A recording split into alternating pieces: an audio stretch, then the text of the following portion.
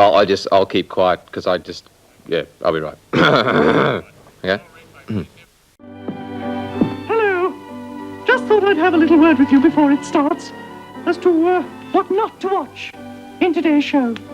Lots of disgusting bits. Like the front of the show, that's got to go for a start. And the middle's pretty bad too. And this end bit's just positively a no-no. Well, that looks all right. Don't worry about it. Just give us a 5 in the gates on this one and we'll be quite happy. Roll it. Just keep rolling on. Roll it on. Film, keep rolling it until I tell you to stop. Roll the film until I tell you to stop, Telesony. The primitive Australia to, say, a modern... Stop there.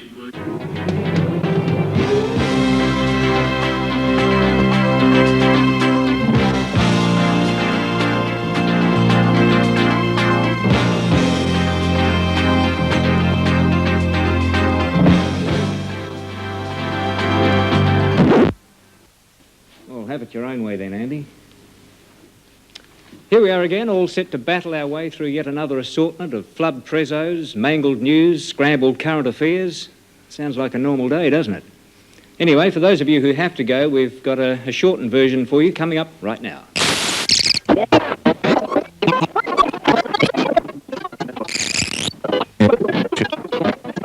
I hope you enjoyed that. Look, we certainly don't want to make fun of anyone, really. Yet with freeze-frame facilities these days, we can all look pretty silly, can't we?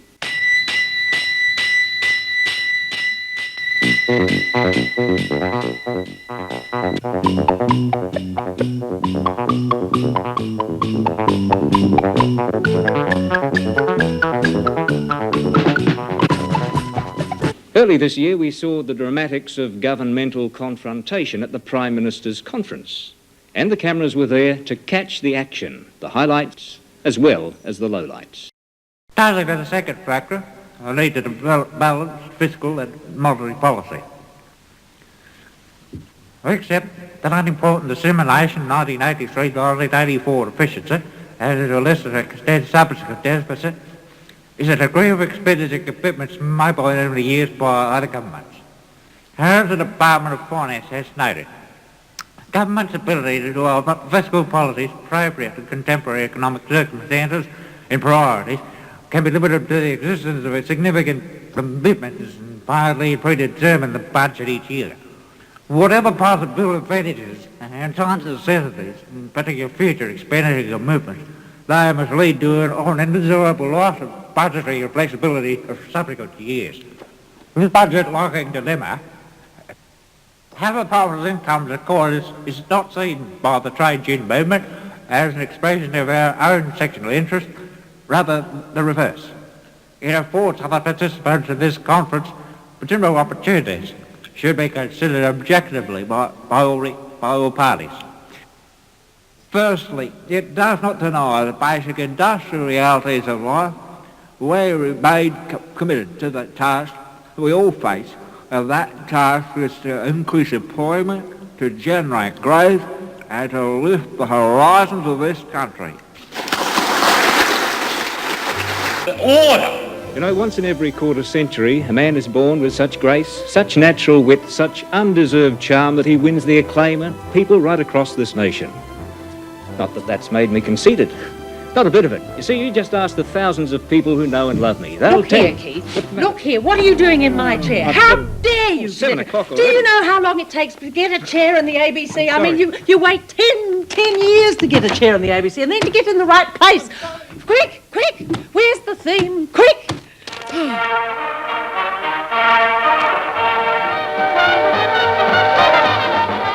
Bob Caldecott with the regional news. Results from a major water study... Excuse me. Thank you. Well, I'm sorry we can't bring you that story at the moment. We're having a few problems technically, so we'll move on to another story in the meantime. And I think it was 20, was it? Excuse me.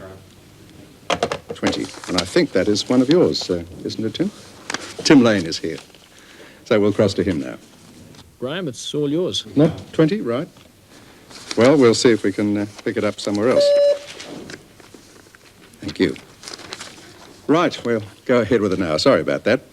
A computer aimed at cutting the workload for bookmakers and their clerks went into official use for the first time today at Flemington. As Bram Alexander reports, they'll soon be commonplace on racetracks in Australia and overseas. This is Bram Alexander for ABC News.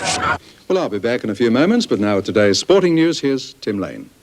Thanks, Graham. Robert De Castella arrived back home today after his recent triumph in Helsinki. This report comes from Gordon Bray in Sydney. My turn. Good evening.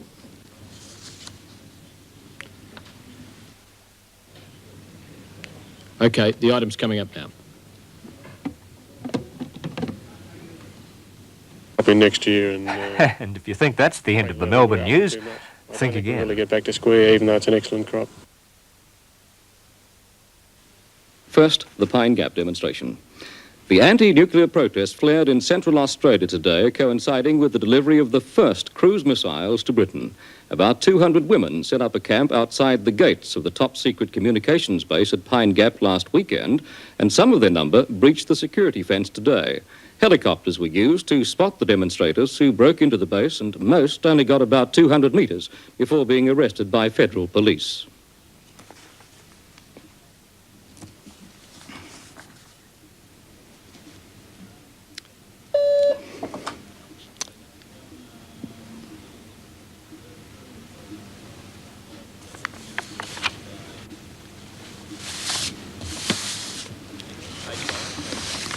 Right. We've got the message now. Anti-nuclear demonstrators have continued in Britain with the delivery today of the first cruise missiles. But as the ABC's Graham Dobell found out at Greenham Common, the anti-nuclear lobby still believes it can stop the use of the missiles by continuing their vigil at the base.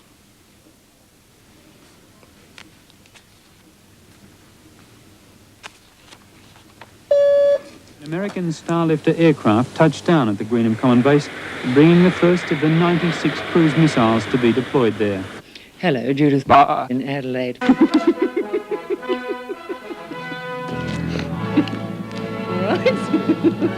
I didn't hit you once and my fly fell down.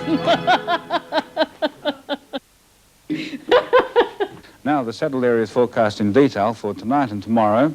Fine at first, cold overnight, very cold in fact, in places with local frosts, not frogs, you might have some too. Well, I'd remind you, we didn't ask to come here. You people brought us into the country, and now just because we're different from you, you want to get rid of us. Yes, but it is true that you do exude poison from your skin. Listen, sport, you probably sweat a little when it's hot, but I don't go around clobbering you with a golf club, do I? Our ratings have, on occasion, died, with the constant screening of Nationwide. It's no wonder, then, that we're on a station slate. Who writes this rubbish? All we ever see is the news, innit, eh? News and Nationwide.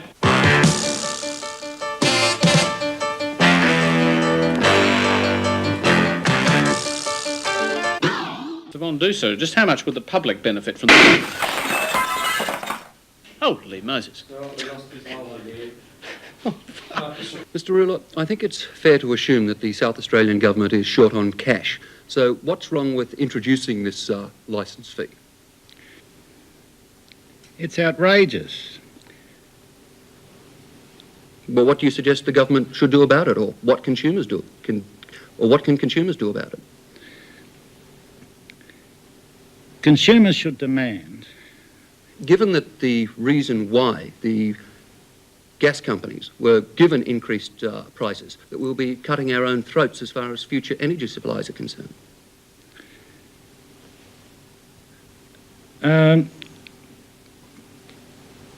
No, I don't believe so. Look. Yes, but surely, you know, the government's got to get money from somewhere. What's wrong with this? Well, do you think South Australian gas prices are too high? The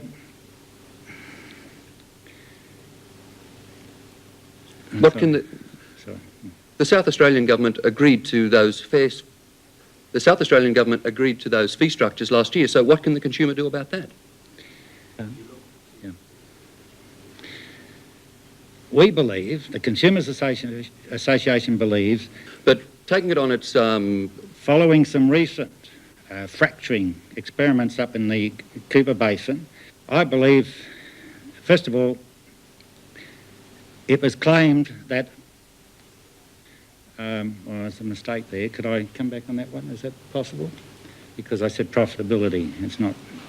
It's income. I think... Oh.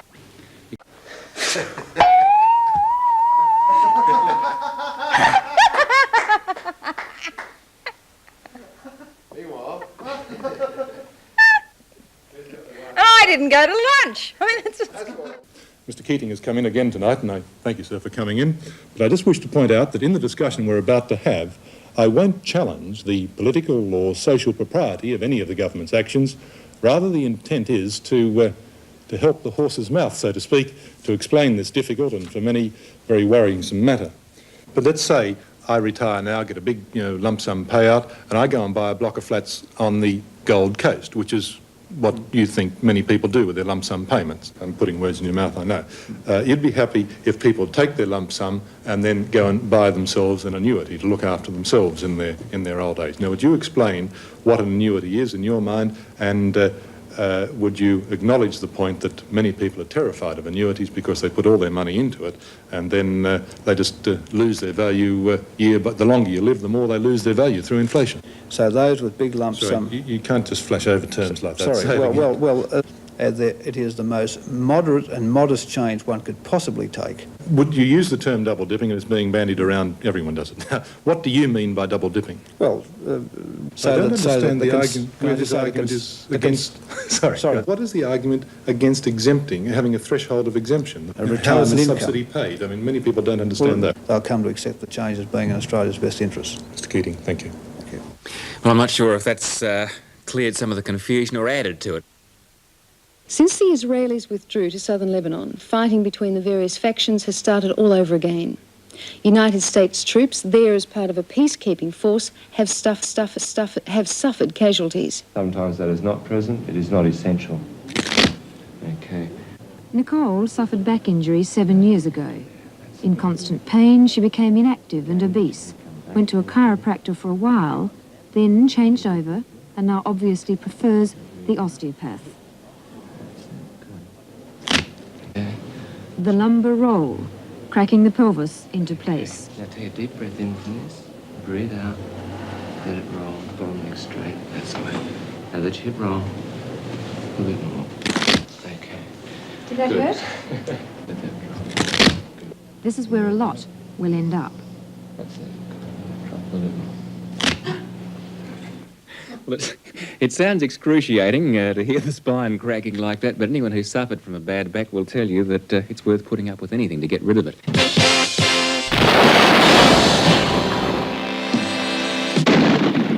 Oh, goodness me, why not?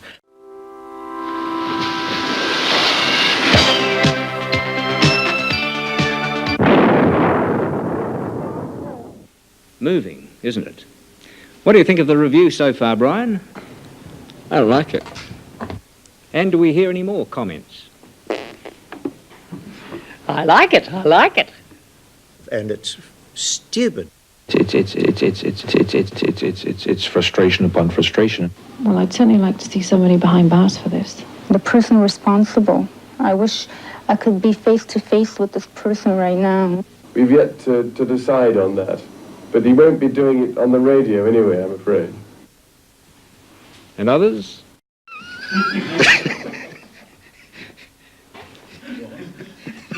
Wake up! There's more! ENG has continued to be a dirty three-letter word. And now with topos, ropos, supposos and no-hopos, I guess it's all settled. So all those extensive training sessions with detailed tuition by key camera persons was all worthwhile. And there is a way to stand holding something like that on your shoulder for a period of time. There also is a way to be able to hold the thing still, wrap your hand up like this, and you just walk away.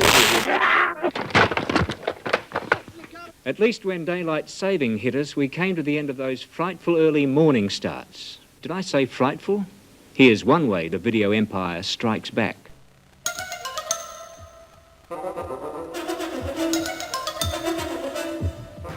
Unrest. can't rest.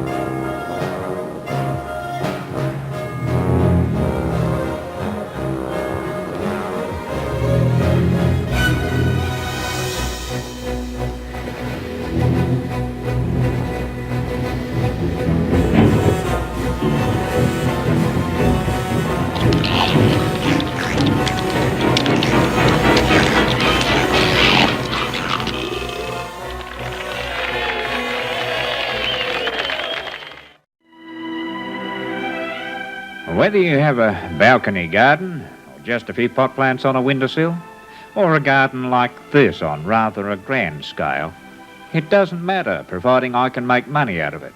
And the ABC's 1984 gardening calendar will help me to get greater money from your investing in one of my many enterprises. We managed to get some rejects from a bankrupt Hong Kong printery for 40 cents a copy, and except for a few minor misprints and the fact that every month has 31 days, we're doing our darndest to flog them off for a mere $14.99. Well, after all, we are a corporation now, and we do need the money. Well, I do. Anyway, I don't know about anyone else. Our own local product, the state we're in, did much to sell TV sets during the first half of this year. I know I sold mine, so did the fella next door, Mrs. Wilson across the street, my wife's cousin.